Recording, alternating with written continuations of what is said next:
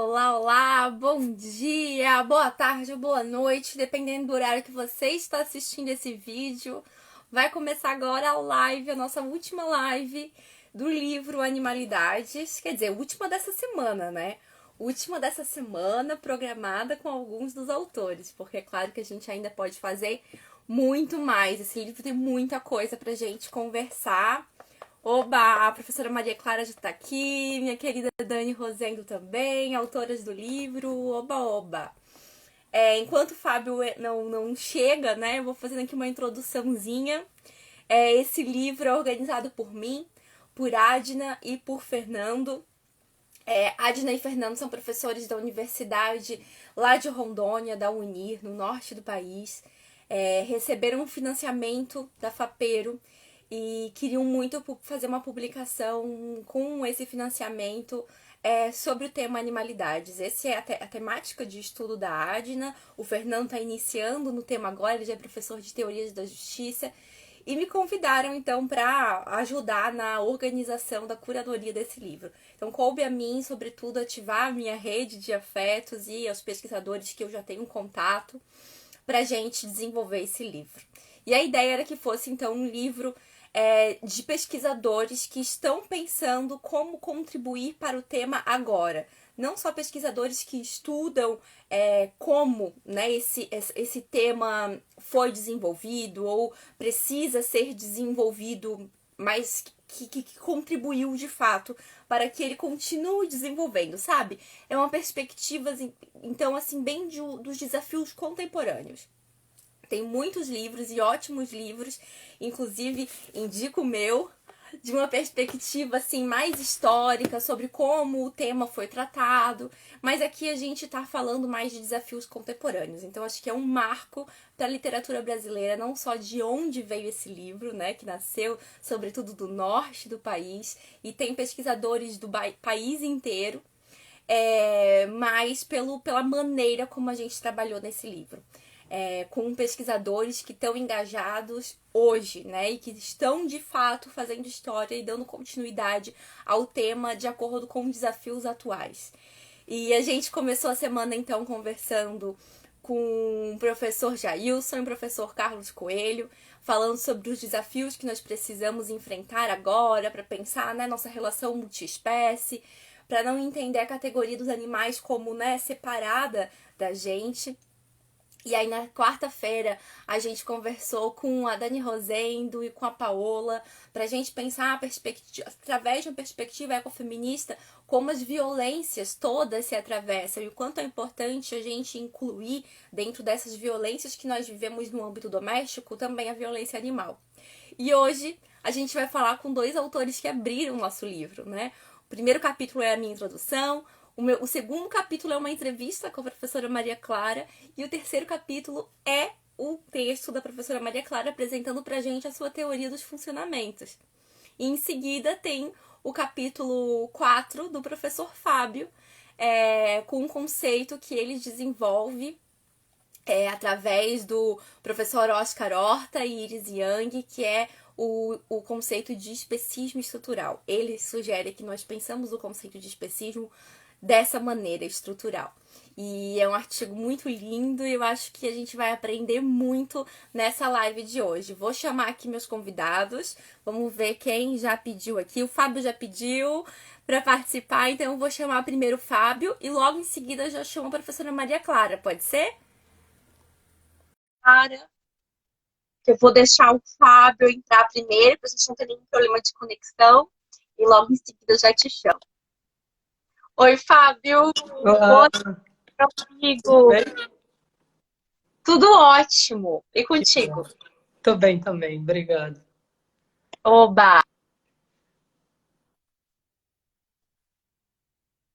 Tenta, e aí a gente deixa aqui o sinal entender que a gente já tem mais uma conexão, e em seguida eu ensino a professora Maria Clara, pode ser? Fábio? Pode ser. Pipocou um pouquinho aqui a sua fala, mas eu o que? Me apresento agora? É, isso, se Ah, então apresente tá. pra gente. Tá bem. Meu nome é Fábio Oliveira e, bom, eu sou professor de filosofia da Universidade Federal Fluminense e sou um ativista pela causa dos animais humanos e não humanos. E, enfim, sou amigo desse pessoal que está aqui, da Maria Alice, da Maria Clara, da Daniela, da Paola. Enfim, sou um grande admirador do trabalho delas e estou muito contente de poder integrar esse grupo nessa obra. É isso. Oba, obrigada, Fábio. É um prazer o meu. E quero depois a gente conversar um pouquinho. Tenho falado muito ao longo da semana como que essa obra foi produzida, assim, os bastidores dela, né? Que eu acho que é algo muito interessante, porque quando as pessoas veem um livro, assim, que é uma coletânea, na minha cabeça eu acho que as pessoas pensam do tipo, cada um enviou um trabalho, viu tudo e pronto, ficou pronto o livro, né? Tipo aquela história de trabalho preguiçoso na escola quando a gente não tem tempo de desenvolver junto. E eu tenho reforçado muito que não, que a gente já contribui um com o outro há muito tempo. E que nós somos uma rede de afetos, né? Então, eu acho que essa live, assim, mais do que para a gente poder desenvolver o assunto do capítulo, é apresentar o assunto do capítulo, mas para contar essa nossa conexão, assim, epistemológica mesmo, de uma produção de fato coletiva. Então, eu vou chamar a professora Maria Clara, que acho que tem tudo a ver com isso, porque Maria Clara, ela faz parte, assim, de uma formação única, né, de mulheres que trouxeram, como a professora Sônia Felipe, por exemplo, a temática, e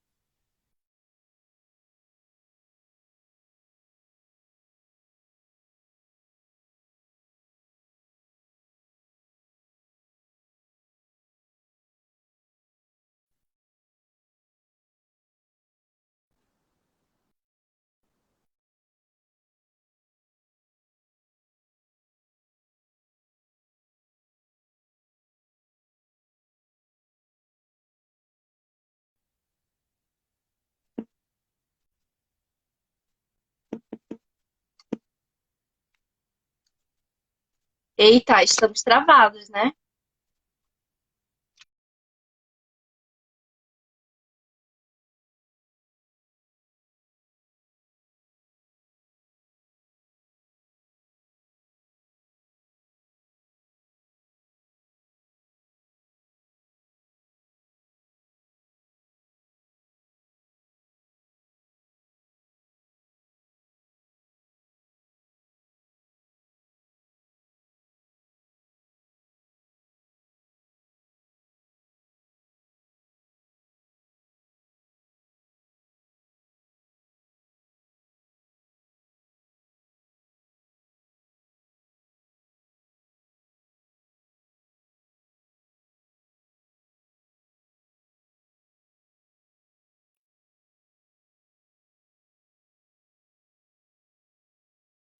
Gente, o Fábio acabou saindo, eu vi que a conexão travou. Muito bem. Maria Clara entrou. Oi, Maria Clara, tudo bem? Oi, boa noite, Maria Alice. Que bom, acho que as nossas conexões não estão muito boas hoje, né? Mas é um prazer É, enorme estar com você, estar com o Fábio e com todos vocês aqui. oba, que bom. Eu já vou convidar daqui a pouco o Fábio de novo. Espero que dê tudo certo. Não tive nenhum problema ao longo da semana, mas eu acho que na sexta-feira muita gente faz live nesse horário. E eu tô achando que é alguma coisa que pode ser até do Instagram, sabe? E Sim, não necessariamente da nossa internet. sim. Mas vamos aproveitar, né, que tu já estás aqui, se apresenta pra gente, conta um pouquinho da tua história, quem tu és, para quem tá ouvindo. Bom, meu nome é Maria Clara, eu sou professora de filosofia e sou professora da UFRJ, trabalho também no programa de pós-graduação em bioética. Eu comecei na filosofia trabalhando com Wittgenstein e Kant, depois eu passei para a ética, e na ética eu comecei a me interessar por temas de justiça e direitos básicos, né? E eu sempre recusei, desde o início lá do meu doutorado, o termo direitos humanos, porque justamente eu achava que essa atribuição de direitos ela poderia se estender para além dos seres humanos, já que se tratava de uma atribuição de direitos morais, né? Então, com o passar do tempo, eu comecei a tentar fazer concretamente essa extensão e a procurar uma forma de justificar a inclusão dos animais na nossa concepção moral e de justiça, né? E a partir daí, então, eu desenvolvi a perspectiva dos funcionamentos, né? E é um prazer estar aqui com vocês, com o Fábio, que é meu companheiro há tantos anos, né? E é muito bonito ver toda uma nova geração trabalhando com temáticas que, quando eu entrei, eram impensáveis, né? É muito bom ver essa renovação da filosofia. Ai, coisa boa. Eu fico muito feliz porque é isso, né? Tu, professora Sônia Felipe, vieram de uma geração que ensinaram a filosofia para a gente já de uma maneira, né, importante para pensar a inclusão dos animais. E a gente viu vocês enfrentando muitas barreiras, enfrentamos junto com vocês, mas hoje a gente consegue construir a partir de um novo espaço, né? E eu acho que é por isso que eu quis dizer assim do lugar de onde esse livro está, porque está junto com pesquisadores que hoje estão conseguindo pensar a temática de uma maneira diferente, porque a pesquisa, né, os pesquisadores estão entendendo essa temática de uma outra maneira.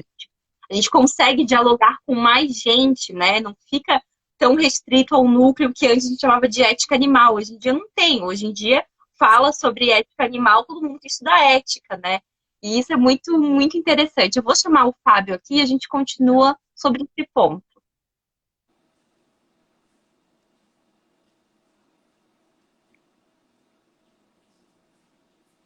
Tomara que dê certo. Deu. Conseguimos! Conseguimos. Que bom. Opa.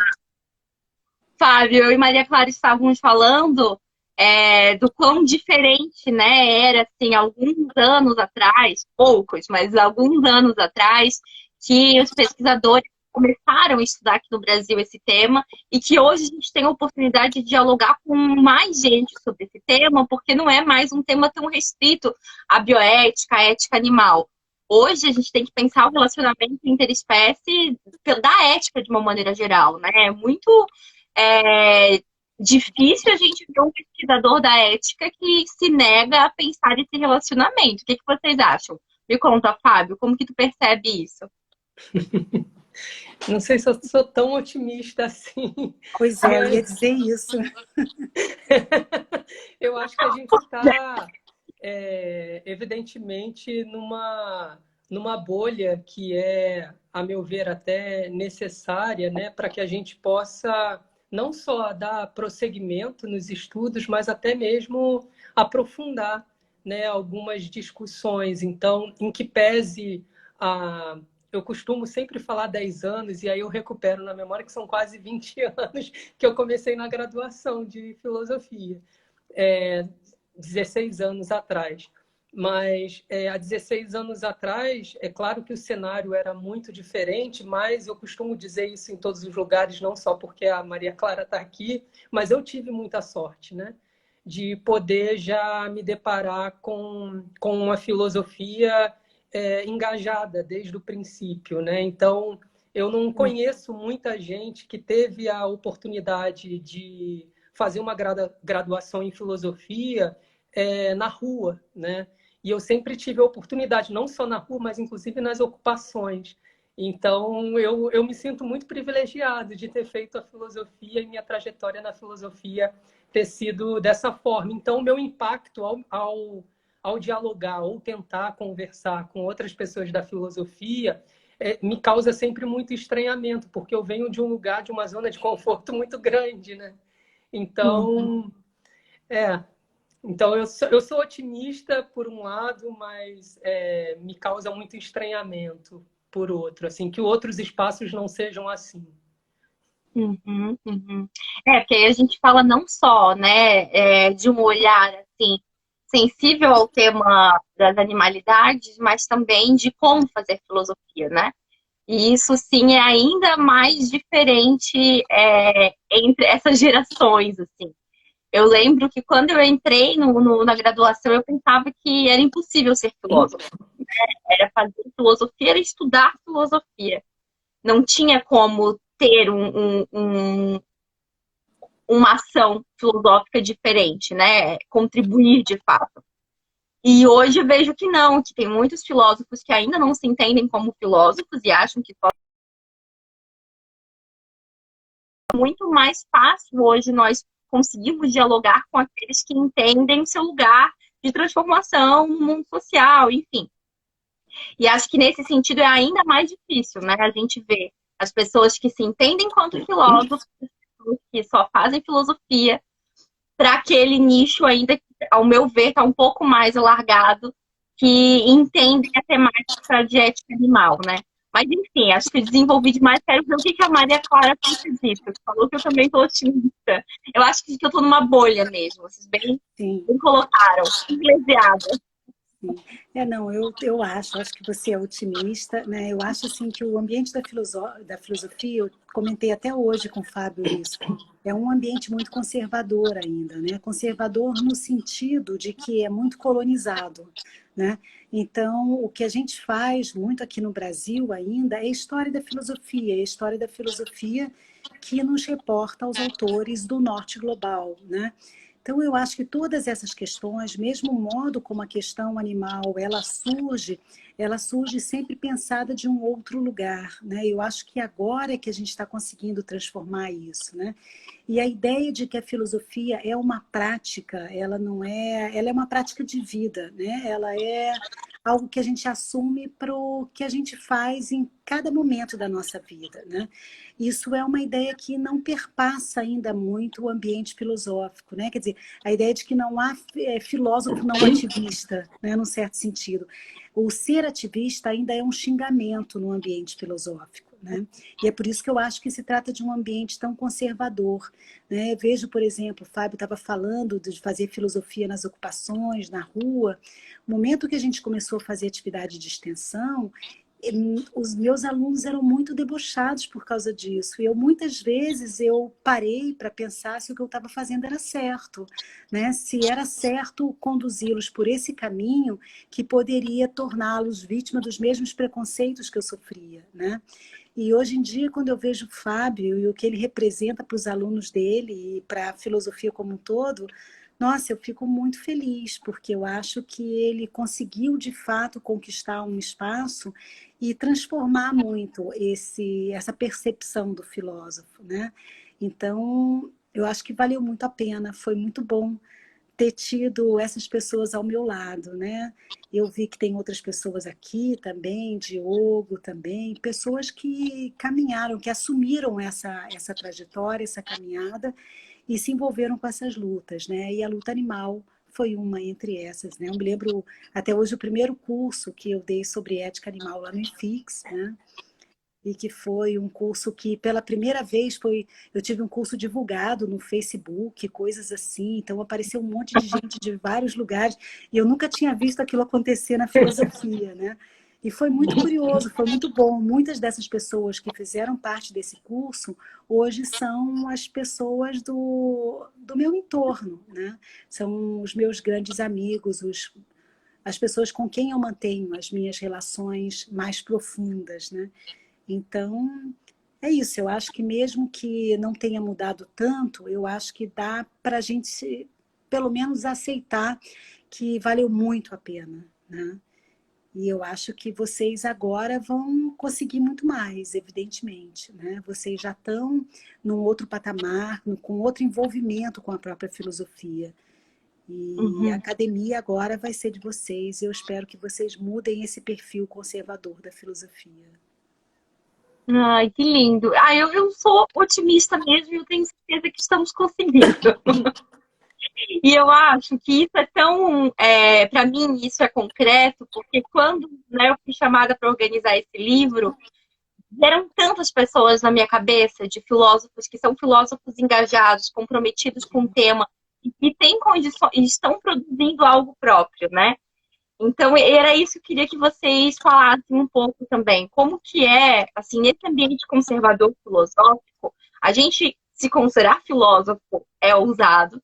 Falar de um tema enquanto esse tema de ética animal dentro de uma teoria da justiça, que é o nosso caso, né? A gente não está pensando a ética animal só, né, uma questão de bioética. A gente está pensando a ética animal dentro de um escopo muito grande de justiça. Também é muito usado. E contribuir com conceitos próprios, né, uma teoria própria, como a professora Maria Clara faz, ou como o professor Fábio faz agora nesse livro, com essa contribuição sobre o termo especismo estrutural, é ainda mais ousado. Por isso que eu acho, assim, de maneira concreta, que nós realmente avançamos muito, né? Porque nós não só conseguimos estender esse diálogo, como nós estamos, as nossas teorias estão sendo usadas, e nós estamos conseguindo fazer teorias de fato. E essa teoria, claro, tem toda uma responsabilidade com a prática, e essa, com certeza, foi uma das coisas que eu mais quis deixar claro aqui no livro, assim, né? Que todos os filósofos aqui são, de fato, filósofos engajados. Então, me contem isso, assim, sobre os bastidores de produzir esse capítulo. Como é para vocês se sentirem, então, nesse ambiente conservador, com essa ousadia muito potente de produzir uma teoria ou um conceito próprio? Quer começar, professora Maria Clara? Posso começar. Bom, Maria Alice, para mim, na verdade, isso não é muito uma opção, sabe? Eu sempre fiz filosofia como uma questão que eu costumo dizer que é de vida ou morte. Então, independente do resultado, eu teria tentado fazer o que eu fiz, que foi pensar determinadas coisas, porque era fundamental para mim, né? O que eu percebi é que existe um silenciamento muito grande do que a gente produz aqui no Brasil, inclusive pelos próprios brasileiros, né? Mas isso, assim, num certo sentido, é bastante frustrante, porque a gente vê, mesmo os colegas não mencionam, não citam, não referenciam, não fazem nada disso, né? Por outro lado, quando você pega um aluno de graduação que diz, professora, mas assim, isso me abriu a visão de uma maneira, sabe? Aí você sente aquele friozinho na barriga, né? E diz assim, nossa, que maravilha, né?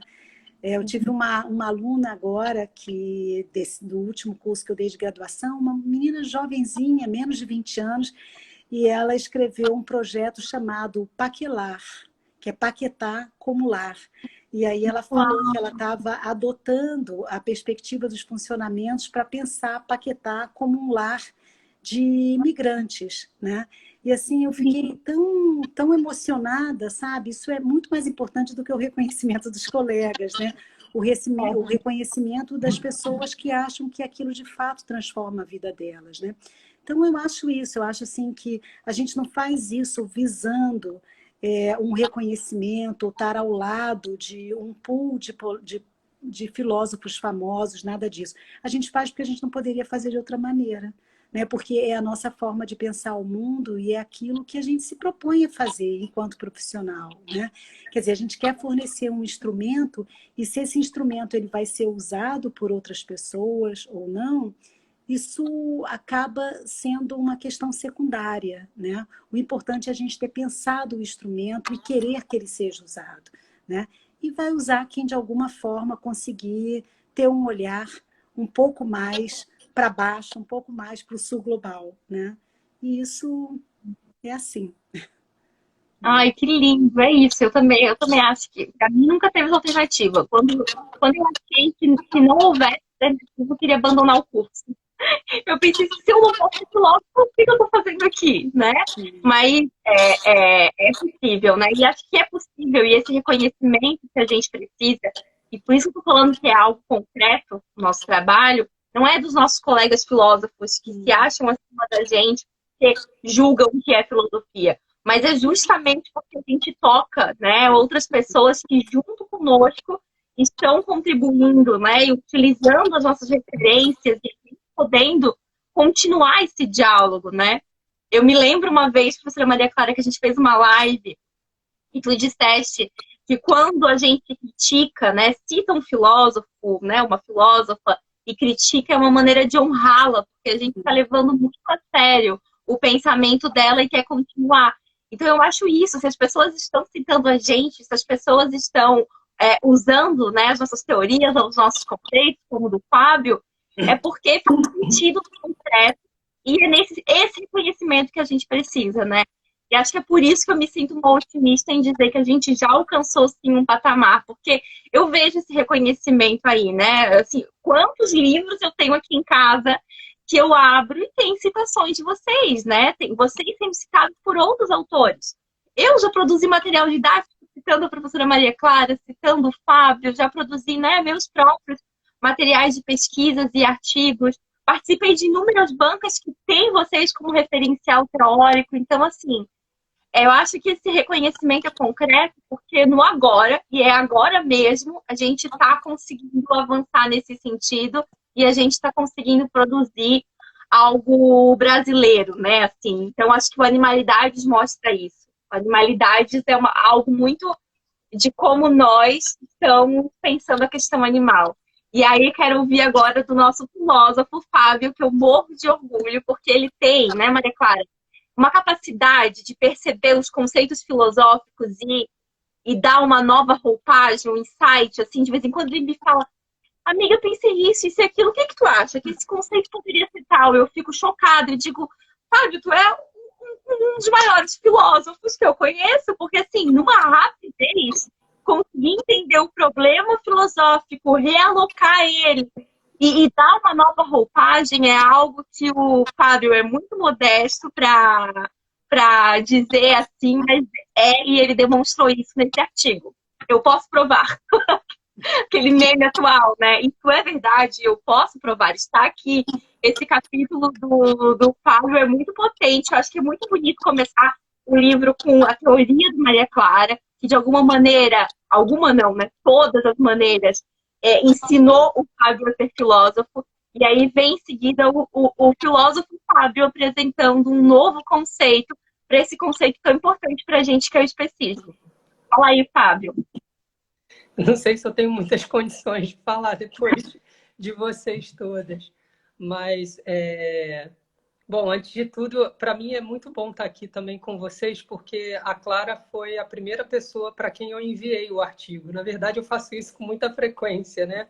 Envio as coisas para a Clara e a gente fica trocando de bastidores acho que existe uma filosofia de bastidores e eu sempre tiro uma certa onda com as pessoas dizendo que eu vi os bastidores da perspectiva dos funcionamentos ao longo dos anos que antecederam a publicação da obra, né? Inclusive, algo que me chama muito a atenção e que eu nunca encontrei em qualquer outra autora que não seja a Clara, é de apresentar uma perspectiva que ela própria já venha com articulações em parceria com outras e outros colegas, né? Então, a própria obra ela já nasce num diálogo, né? E isso eu acho muito bonito, assim, e que não é nada comum na universidade como um todo e na filosofia em particular, né? Onde seria, em tese, o berço do diálogo, as pessoas dialogam muito pouco, né? Mas falando desse texto em especial, que então eu quando recebi o convite fiquei muito animado, mas ao mesmo tempo eu redigi esse texto no início desse ano e eu não estava aqui, né? Não estava aqui no Brasil e querendo muito voltar para estar aqui. Então eu estava muito atravessado com esse desejo, né, de estar aqui. E quando eu me refiro a estar aqui, é estar aqui ao lado, perto de vocês, de estar aqui também com o pé no chão, né? Eu fui admitindo para mim mesmo que eu precisava estar com o pé no chão aqui, né? E algo que foi se tornando cada vez mais forte para mim no momento em que eu passo a atuar na educação do campo, que isso transforma também, é um capítulo da minha história da filosofia que me transformou assim radicalmente, né? Porque eu fui surpreendido também com a educação do campo. E eu sempre gosto de contar uma anedota, né? Não é bem uma anedota, mas aquele tabuleiro de jogo da vida, né? Que a gente costumava jogar. E quando a pessoa perde tudo no final do jogo, ou seja, quando ela não dá certo, o resultado se torne um filósofo e vá para o campo. E eu fiz exatamente esse desfecho, né? Então, só que ao contrário, então eu tomo para mim a possibilidade então de rejeitar isso como um desfecho ruim e faço disso, na verdade, o meu jardim filosófico, né? Então eu tenho florescido muito na educação do campo e eu, sem dúvida nenhuma, assim como a Clara se refere às e os estudantes dela, eu certamente vou me preenchendo a cada encontro com eles e com elas. Então, esse texto também é fruto desse desejo de estar aqui e de um diálogo constante, porque, embora tenha sido redigido agora, ele é um texto que vem sendo gestado, né? E eu gosto de referenciar a educação do campo porque a questão animal, para mim, ela foi redimensionada quando eu passei a atuar na educação do campo, né? Em que eu pude perceber justamente todos os códigos urbanizados e globalizantes que compõem a agenda animalista mais tradicional e que não faziam sentido lá. Então, eu me vi muito desafiado também em como pensar a questão animal a partir de um outro lugar efetivamente, né? E com o pé no chão.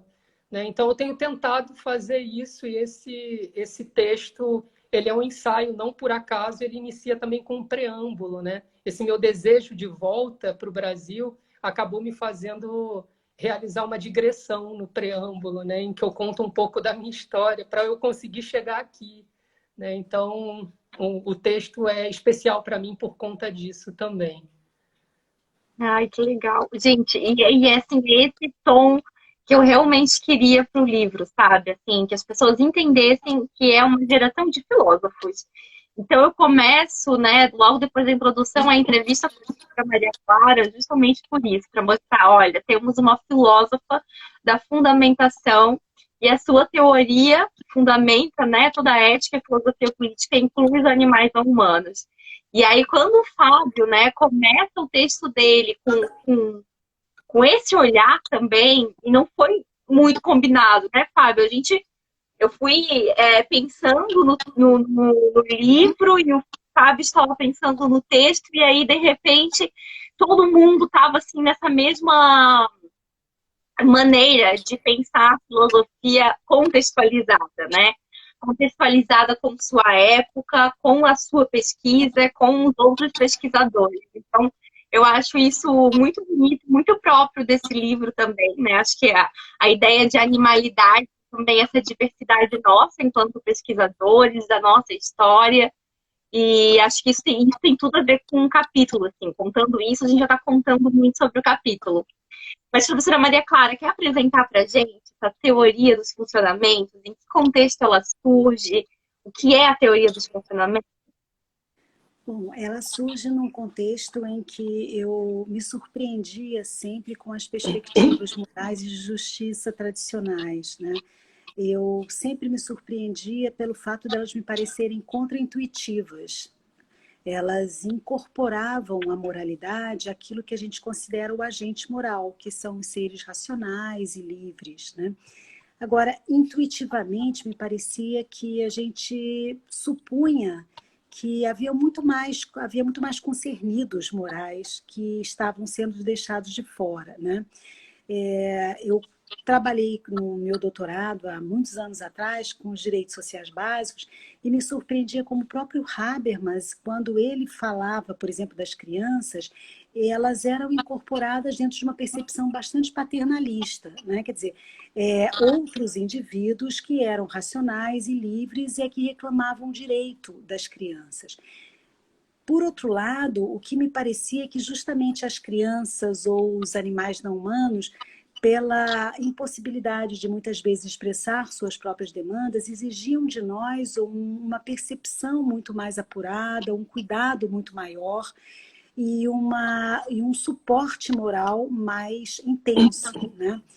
Só como a questão era como a gente justificava isso, quer dizer, essa intuição, né? E no meu caso específico, também a intuição de que há seres inanimados que também são concernidos morais para nós, né?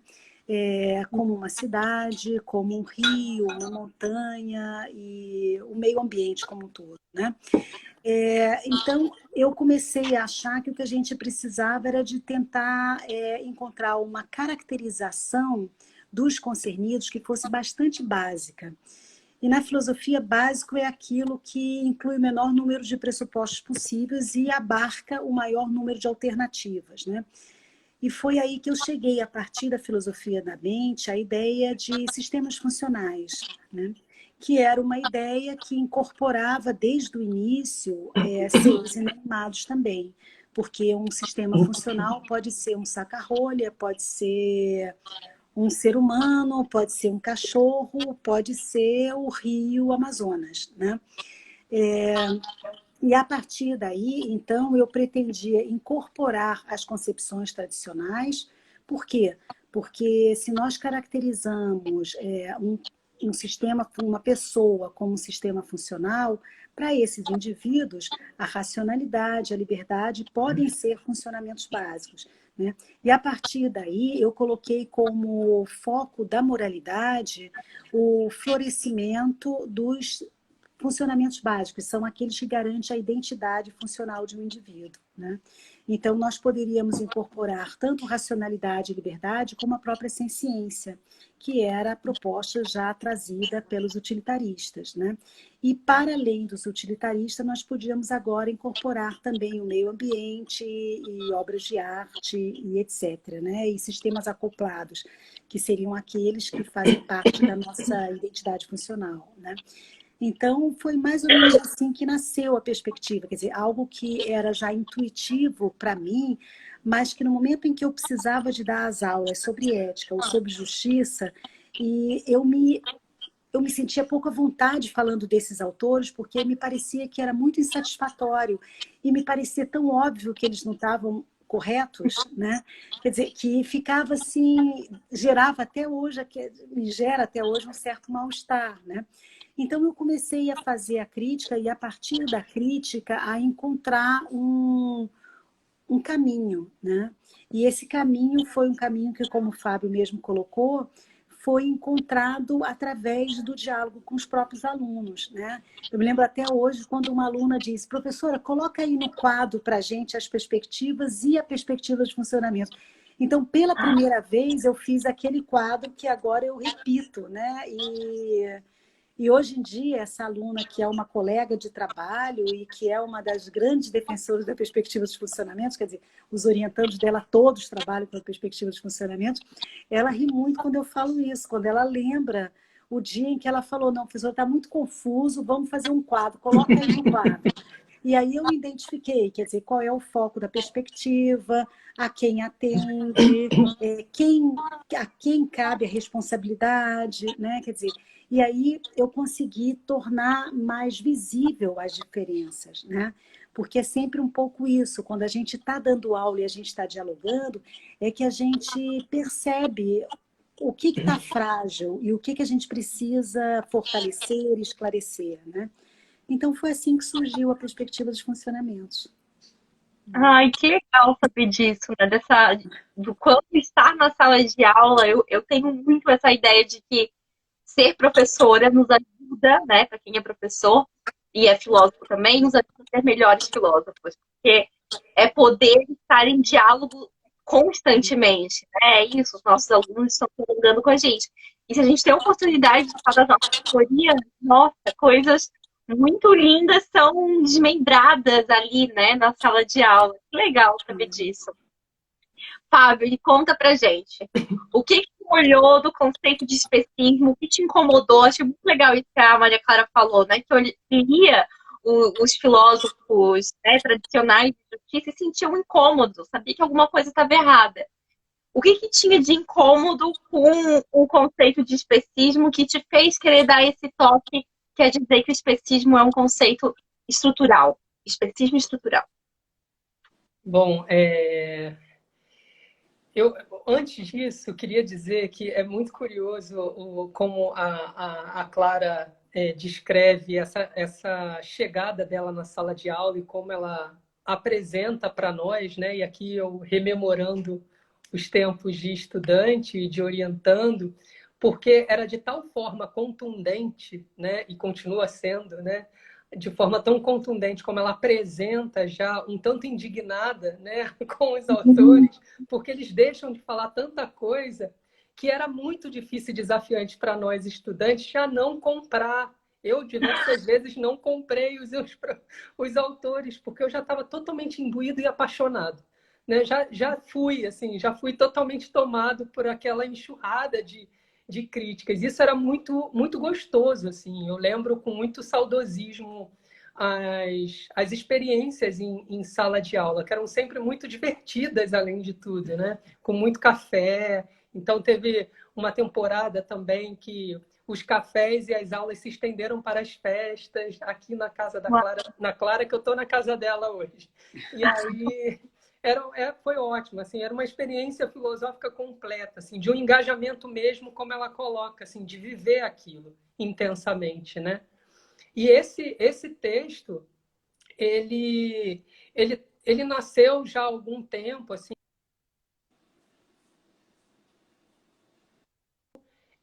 em que eu estava um pouco incomodado com o modo como a ética animal mais tradicional, né, acabava definindo o especismo e como nós não conseguíamos, a partir desses autores, fazer correlações que me eram muito caras, né, de serem feitas. Então, muito inspirado também nas leituras ecofeministas, eu passei a ficar um pouco mais desconfiado do que elas já intitulavam de lógica da dominação, né? Mas ainda assim, nos ecofeminismos eu via uma reapresentação da definição de especismo mais clássica, né? E isso me incomodou, passou a me incomodar muito, muito, muito. Inclusive e principalmente quando eu tentava pensar e até mesmo definir o especismo em outros espaços, como, por exemplo, nos âmbitos rurais, campesinos, né? Essa definição e aquela máxima que é repetida com muita frequência, né, de que se as paredes dos abatedouros de vidro, dos abatedouros fossem de vidro, todo mundo seria vegetariano, caía por terra, né? Então me parecia muito, e eu fechei, me parecia muito pobre, né? E eu via com bastante frequência os autores repetindo, né? A discriminação baseada na espécie, discriminação baseada na espécie. E aí foi quando eu lendo uma autora que, inclusive, eu conheci numa disciplina da Clara, a Iris Young, há alguns anos atrás, né? E o texto dela, As Cinco Faces da Opressão, esse texto, embora eu nunca tenha utilizado ele diretamente, né, em nenhum texto, nenhum artigo meu, ele sempre era um artigo que eu me reportava muito em falas, né? Então ele estava ali meio que engavetado e eu não sabia muito o que fazer com ele. E eu resolvi colocá-lo em diálogo estreito com o conceito de especismo. Então fiz uma digressão junto com o Oscar Horta, que foi o seu co-orientador, né, de doutorado, e que no momento em que ele recusa a proposta da Iris Young, é ali mesmo, pela mesma justificativa que ele recusa, é que eu adoto. Né?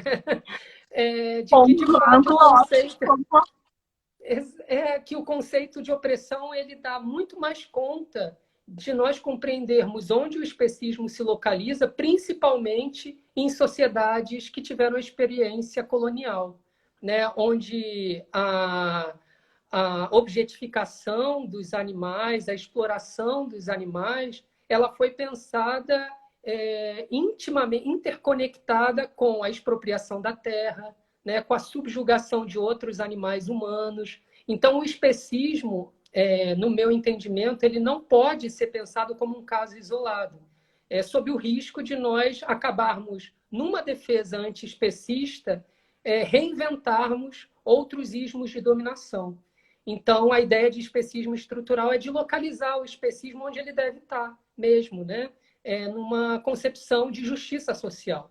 e não como uma outra forma, um qualquer altruísmo isolado. Ele faz parte, e a defesa antiespecista, ela compõe, então, a nossa luta por justiça social, né? Então, esse foi o meu maior incentivo, defender que a luta antiespecista ela precisa ser pensada em associação a uma compreensão mais ampla de justiça social.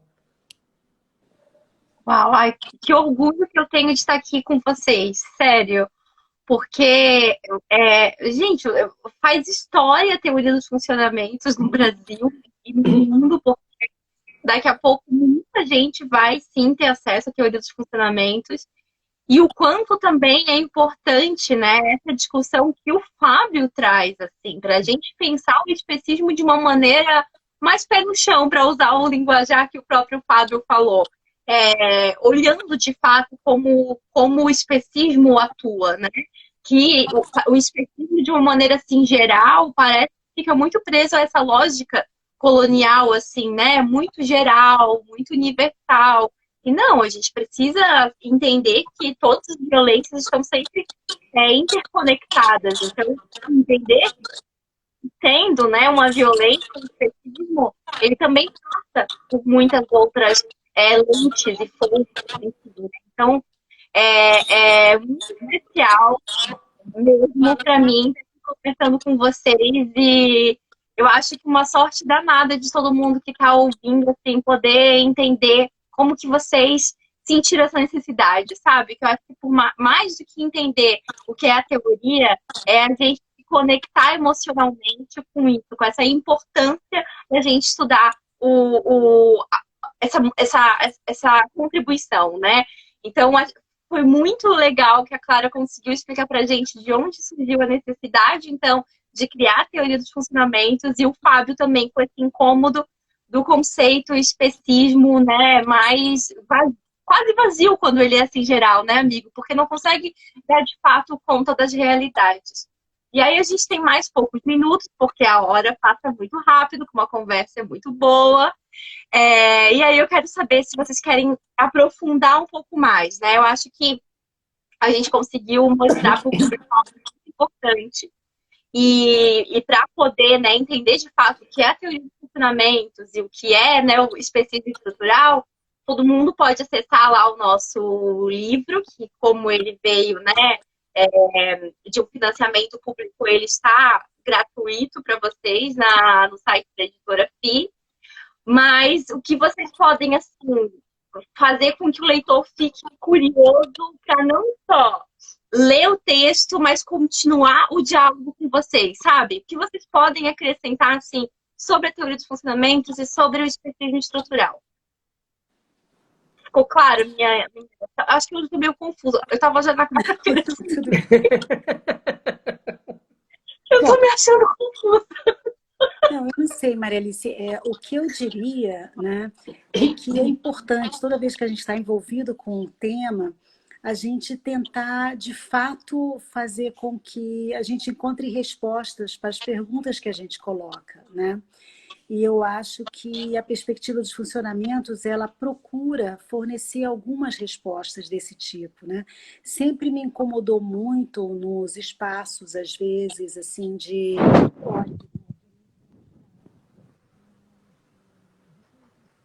O som ficou para, o seu som para. Tá ruim? Melhorou? Voltou. O fato de que as pessoas elas não conseguiam argumentar, né? Não conseguiam argumentar em favor dos animais, né? Era sempre uma questão assim muito...